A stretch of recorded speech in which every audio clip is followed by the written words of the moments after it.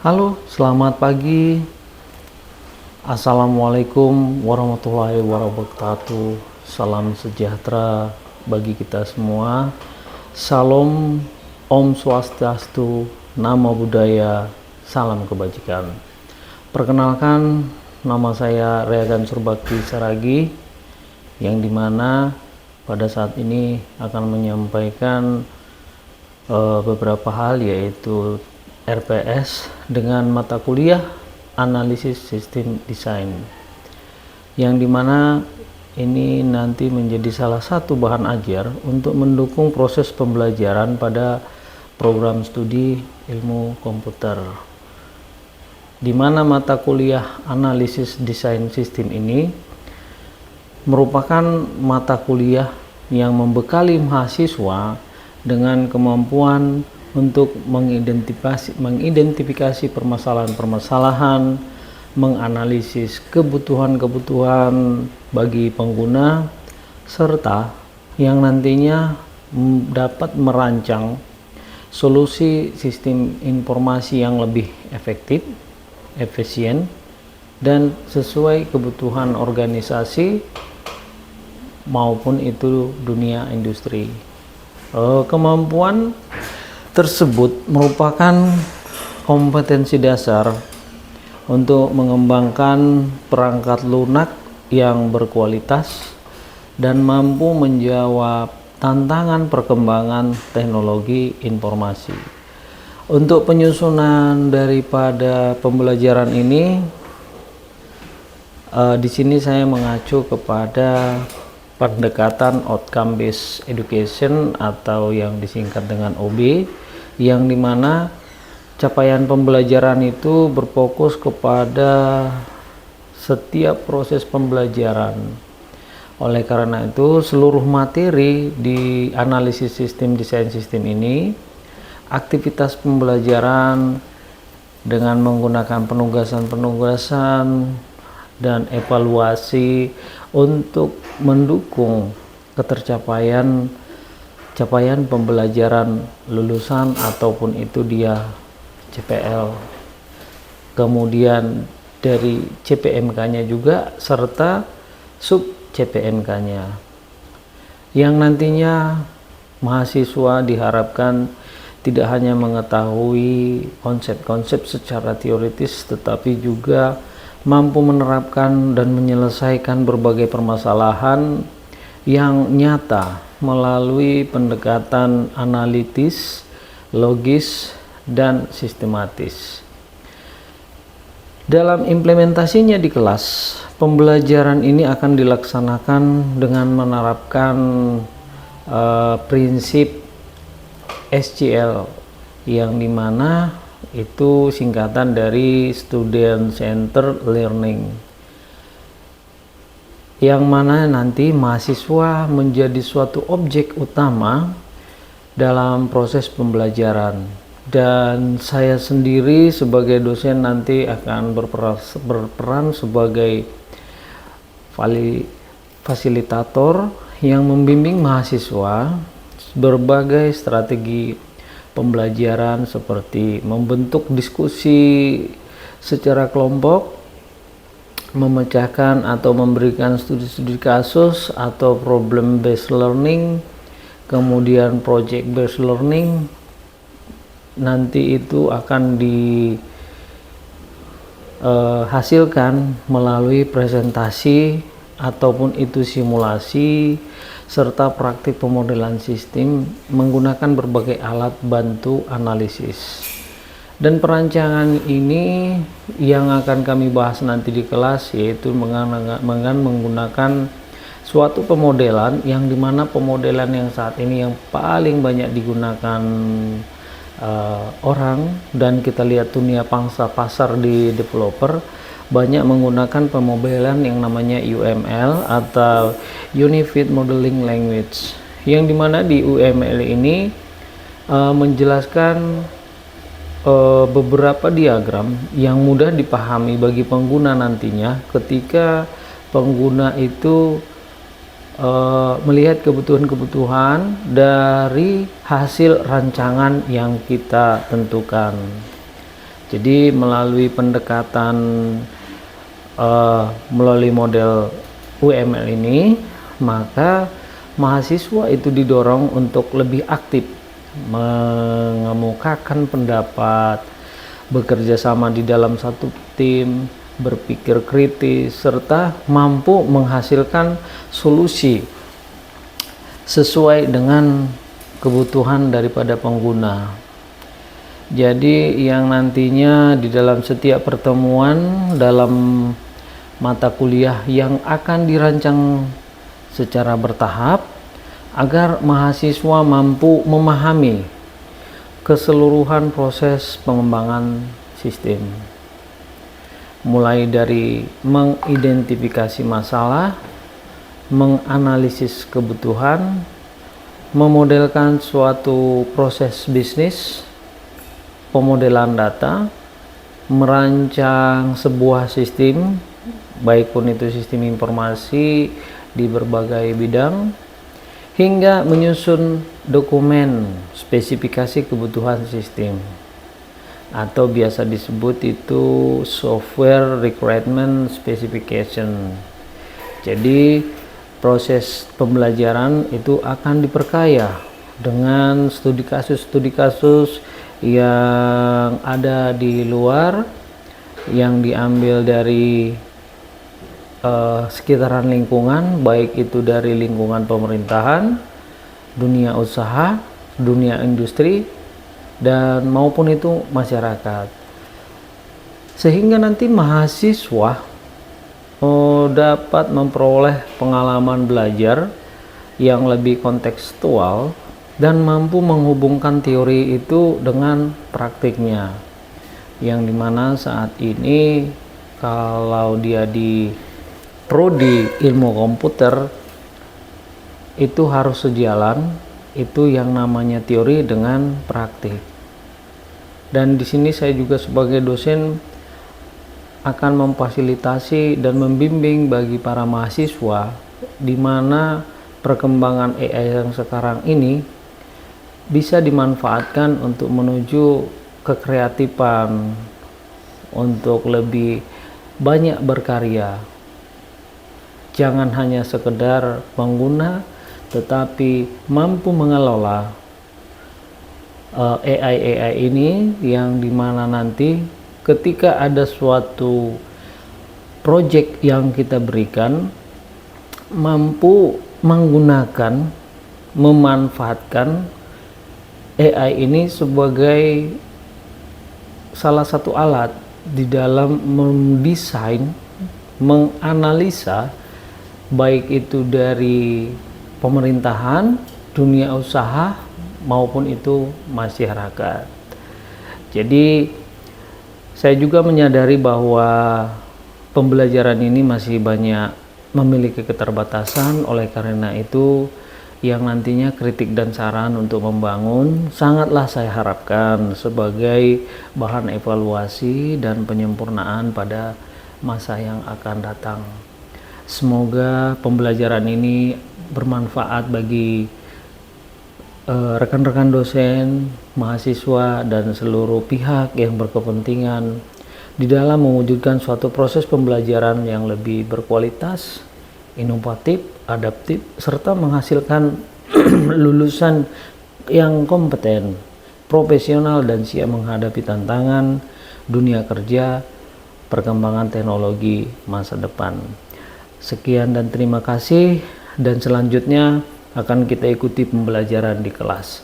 Assalamualaikum warahmatullahi wabarakatuh. Salam sejahtera bagi kita semua. Salam Om Swastiastu, Namo Buddhaya, salam kebajikan. Oke, selamat pagi buat semua. Pada hari ini kita lanjutkan pertemuan yang kedua, yang dimana semalam kita menjelaskan tentang desain-desain, kemudian menganalisa desain. Yang sebelum kita mulai ini hampir terlupa, ada baiknya kita berdoa dulu. Doa pembuka dibawahkan, silahkan kakak. Nggak apa-apa.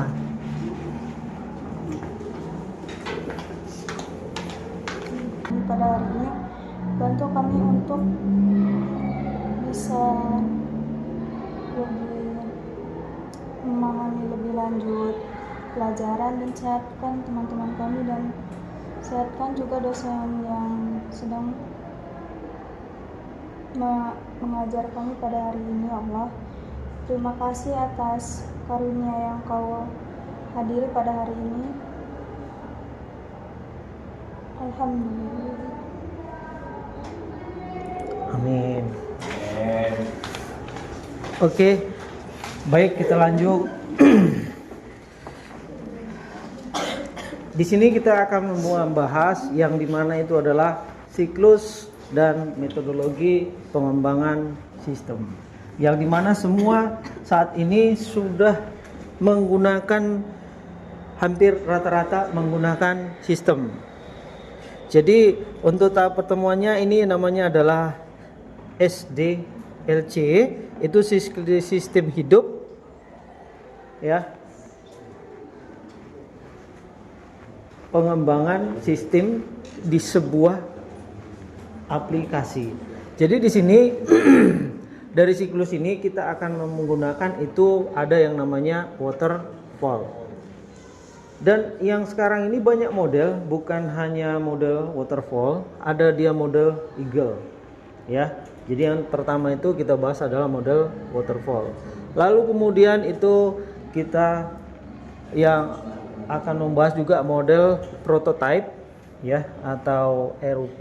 Ini pendekatan iteratif, ya. Dia berbasis dan use case, ya. Jadi di sini juga nanti kita yang sebelumnya yang namanya yang di sini ini model use case ini adalah salah satu model dari UML. Ya, jadi yang di mana dimaksud sistem nanti yang kita buat use case-nya itu terdiri dari beberapa. Yang pertama ada user, ada aktor. Ada aktor dia sebagai admin, dan admin ini banyak juga diklasifikasikan. Ada admin biasa, ada admin super, gitu ya. Kemudian ini kalau pemodelan yang selanjutnya itu adalah ini dia aji gile kata orang. Jadi gini gile gitu ya.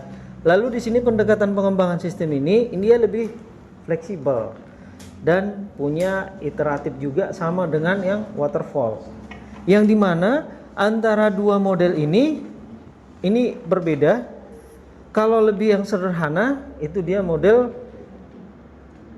agile.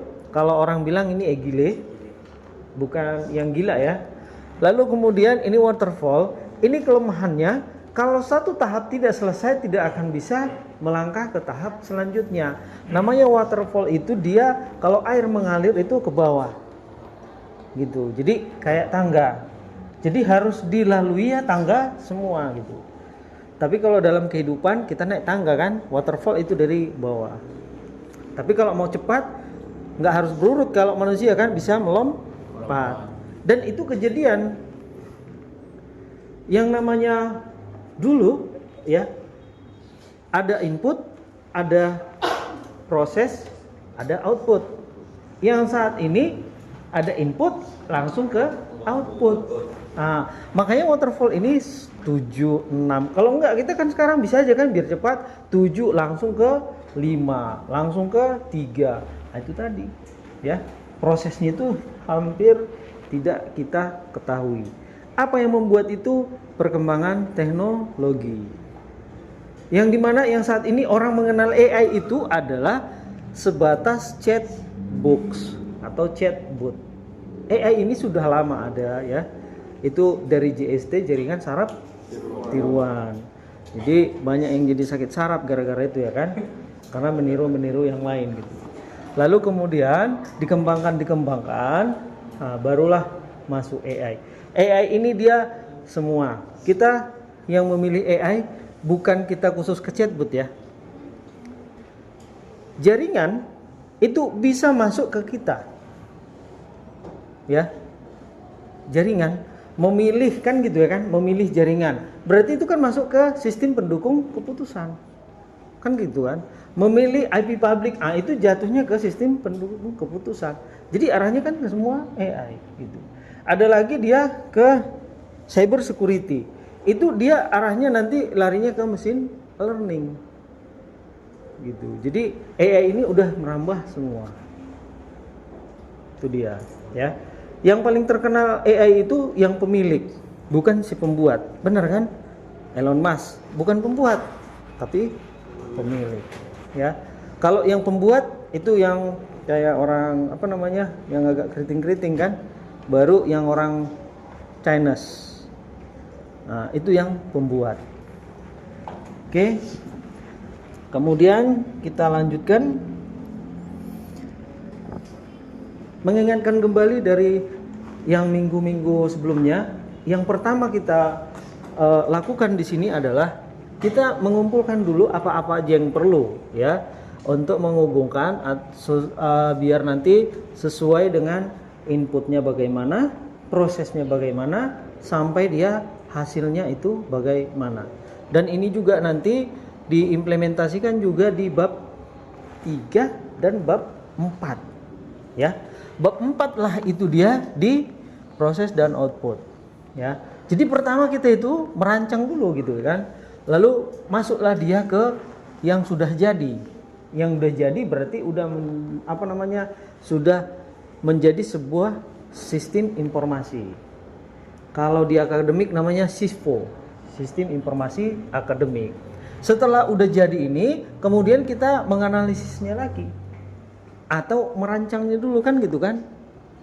Yang dimana kalau kita di sini kita harus ngumpulin ini dulu apa yang perlu, data-data gitu ya. Biar nantinya apa yang mau kita tampilkan di sini sesuai dengan kebutuhan.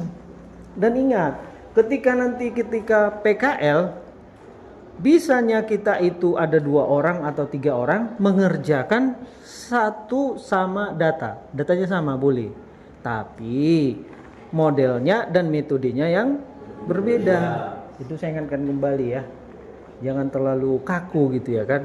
Nggak boleh data sama, gitu. Boleh, metodenya yang berbeda. Yang pertama. 2, studi kasusnya tempatnya berbeda. Judulnya kalian sama, tapi studi kasusnya berbeda. Nah, itu juga boleh.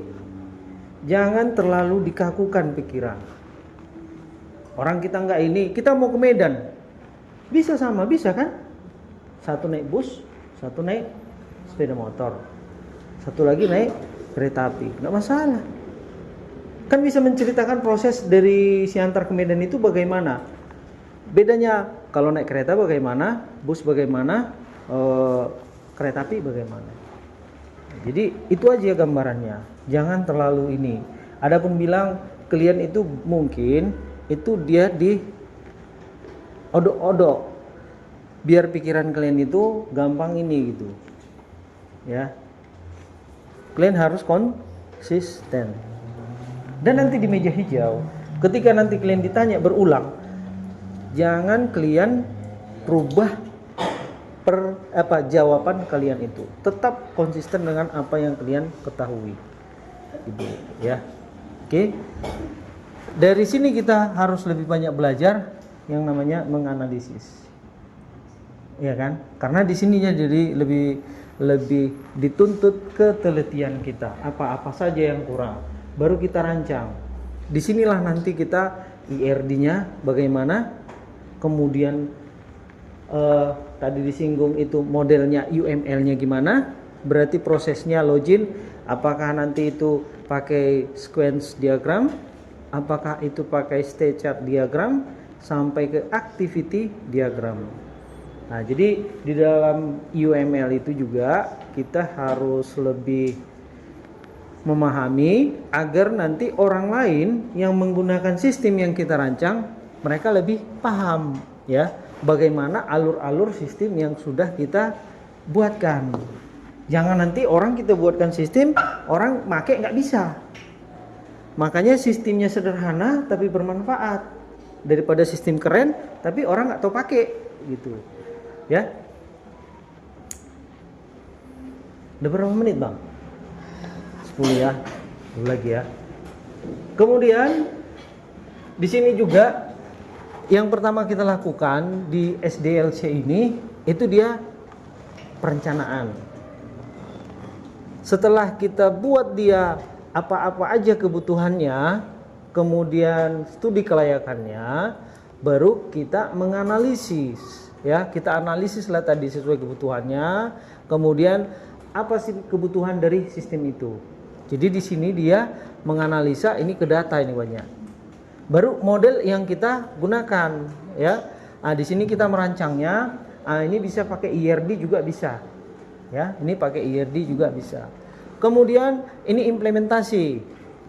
Kalau implementasi ini kita menguji. Jadi kita menguji ini kalau nanti kita berbasis website, menguji ini jangan cukup sekali. Kita coba dia ini sesuai dengan nanti cPanel yang kita gunakan, adanya dia pengguna itu berapa yang sekaligus bisa make biar tidak kendala, ya.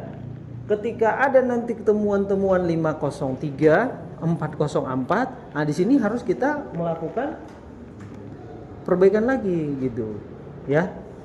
Ada beberapa juga itu teman klien yang dibawa klien, ketika dia di localhost jalan, dah. Tapi waktu dimasukkan dia ke cPanelnya dia nggak jalan. Setelah kita periksa passwordnya tidak sama. Pak 404 itu tidak terhubung dengan database. Itu artinya kita bilang. Kalau 505 itu bisa terjadi itu yang namanya apa namanya node-nya itu terlalu padat. Harus kill proses. Jadi kalau 404, 403 itu ke database. Itu pun nggak dirubahnya juga. Kita cek itu privilege-nya, nama database-nya, sama nama usernya udah sama. Biar nggak ribet pikirnya, udah disamakan. Karena yang biasanya kita kalau dia penggunaan berbasis web, itu kan dia password kosong ya kan. Tapi masuk ke cPanel kan nggak kosong. Itu harus digunakan. Nah itu dia sih kesalahannya di implementasi. Kemudian pemeliharaan. Di pemeliharaan ini yang paling penting. Yang sekarang ini banyak sudah orang mempelajari yang namanya inject SQL. Yang dimana keamanan daripada sistem yang kita buat itu sering jebol. Makanya di hosting ada juga dia kategorinya. Ada dia share hosting, ada yang enggak kan gitu kan. Kalau share hosting dia lebih murah. Cuman yang share hosting ini bukan yang kita punya yang kena, yang lainnya. Tapi jadi kena semua. Itulah resikonya ketika kita membangun sebuah aplikasi, kita masukkan atau kita tempatkan di sebuah hosting yang menggunakan share hosting, resikonya itu di sini lebih banyak kita pemeliharaan. Ya. Kalau di perusahaan-perusahaan yang bagus, itu mereka itu membuat kontes bagi siapa yang bisa meretas sistemnya. Nah, biar yang nanti masuk lagi dia ke analisa, balik lagi dia ke implementasi. Apakah sudah ini? Nah, gitu. Jadi kalau di analisa sistem desain ini bukan hanya UI UX-nya, tapi yang sekarang juga ke security-nya. Apakah data kita itu sudah dibilang aman atau tidak? Mungkin kalau orang yang meretas itu, kalau data-data hanya seperti itu, kuasa enggak. Tapi kalaulah bisa, kalau membuat sistem janganlah ambil template yang gratis. Itu rentan dengan yang namanya pembobolan atau hacking. Bagus kamu buat sendiri, ya kan? Bagus kamu buat sendiri. Kamu perintahkan si AI itu agar dibuatkan security-nya agar tidak bisa kena inject SQL. Itu ya. Karena kan udah belajar web kan. Nah, jadi untuk peningkatannya ini ya di endingnya security-nya itu harus kamu perhatikan. Kalau enggak selesai. Apalagi kamu pakai template-template yang gratis. Karena di mana template-template ini kan UI UX-nya juga udah lebih enak, lebih bagus gitu.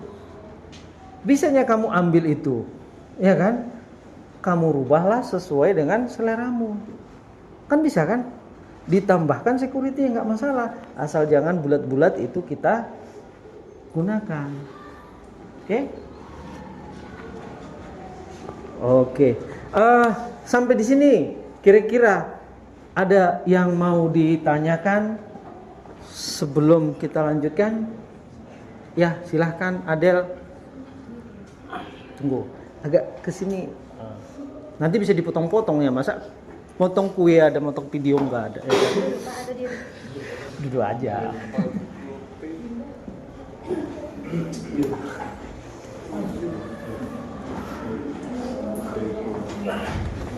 Ya, silahkan Adel. Baik Pak, terima kasih untuk waktunya. Perkenalkan nama saya Rizal Octavia Manalu. Di sini saya ingin bertanya, bagaimana penerapan setiap tahapan SDLC pada metode waterfall dalam pengembangan sistem tersebut? Oke, baik. Terima kasih, pertanyaan yang bagus. Jadi waterfall, yang dimana tadi ada kita membahas yang namanya Agile ya kan. Jadi waterfall ini, walau dia agak lebih ini ya, kurang fleksibel dibanding yang satu lagi, tapi kalau saran saya lebih suka pakai ini karena kebutuhan banyak peminat ke teknologi kan gitu ya. Berdasarkan analisa itu di Siantar Simalungun ada negeri ada 6, swasta ada 20-an, hampir 30-an, belum lagi negeri ya kan. Oh berarti yang jumlah tamat tahun sekian mungkin sekian kan gitu kan. Kita lihat negeri PTN berapa daya serapnya, kita bandingkan ke kita, mungkin daya serapnya ke kita lah, mungkin faktor-faktor kejauhan gak dikasih orang tua kan bisa ke Siantar. Nah, itulah perancangan. Kemudian implementasi kan gitu kan. Nah, implementasi, kalau implementasi di kampus yang kita buat tadi apa-apa aja yang bisa kita kasih layanan kan gitu kan. Nah, jadi dilihat orang promosi ini kan implementasi. Baru kita pelihara. Dipelihara ini ya pihak kampus maunya itu memberikan pelayanan kan gitu kan. Memberikan pelayanan, kemudian memberikan hasil akhir daripada perkuliahan. Apakah itu dia ada nanti peluang kerja kan gitu kan. Nah, itulah yang maksudnya ini. Kemudian setiap dari alumni juga tetap berkomunikasi. Itu termasuk pemeliharaan. Oke? Oke. Untuk hari ini sekian waktunya. Sebelum kita tutup pertemuan, ada baiknya kita tutup dengan doa. Doa dibawakan oleh teman kita Vincent. Baik teman-teman, sebelum kita menutup perkuliahan kita pada hari ini, mari kita bersatu dengan doa. Allah Bapa yang Maha Baik, syukur dan puji kami ucapkan kehadiran Bapa, karena atas berkat-Mu kami telah selesai menyelesaikan perkuliahan kami pada hari ini. Kiranya Bapa, apa yang telah kami dapatkan dari dosen kami dapat kami terapkan ya Bapa, dan juga Kau selalu memberkati dosen kami agar tidak bosan untuk mendidik kami mahasiswa yang dididiknya ya Bapa. Kami akan balik ke rumah Bapak, kami berkati dalam perjalanan sehingga terhindar dari bahaya apapun. Ya, ini doa kami Bapak kami sampaikan melalui Putra dan Tunggal Kristus dan Pengantar kami. Amin. Amin. Amin. Amin. Oke. Amin. Thank you.